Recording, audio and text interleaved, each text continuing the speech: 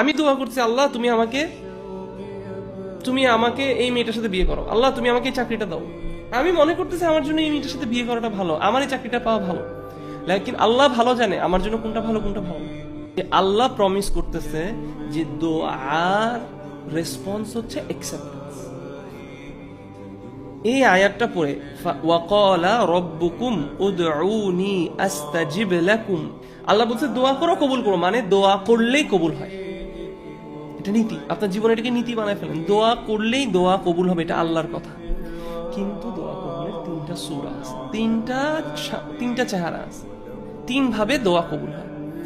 এক, আপনি যে দোয়াটা করছেন সেই দোয়াটা যা চাইছেন তা আপনি পাইছেন। অথবা দুই, আপনার এই দোয়া করার জন্য আপনার থেকে একটা কোনো বালা মুসিবত, মানে কোনো একটা হার্ম আপনার থেকে রিমুভ করা হলো। অথবা তিন, আপনি যে দোয়াটা করছেন, আপনি যা চাইছেন সেটা আপনাকে দেওয়া হয়নি, কিন্তু সেটার রিওয়ার্ড আপনার জন্য আখিরাতে জমা রাখা হয়েছে। এখন আপনি বলতে পারেন কেন এরকম তিনটা scenario? Because Allah is the best knower of our situation. আল্লাহর ইলমের সাথে আমাদের ইলমের কোনো তুলনা হয় না। সো আমার কাজ হচ্ছে আল্লাহকে শুধু চাওয়া এবং বিশ্বাস করা, চাইছি মানেই কবুল হবে। কিভাবে কবুল হবে? এই তিনটা যে কোনো একভাবে কবুল হবে, আলহামদুলিল্লাহ।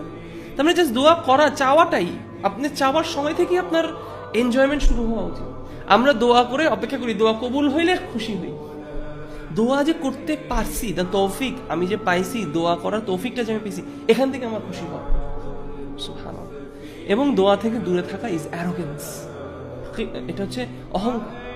দোয়া থেকে দূরে থাকি এবং আমরা দোয়া করাতে আমরা শিখি সুবহানাল্লাহ।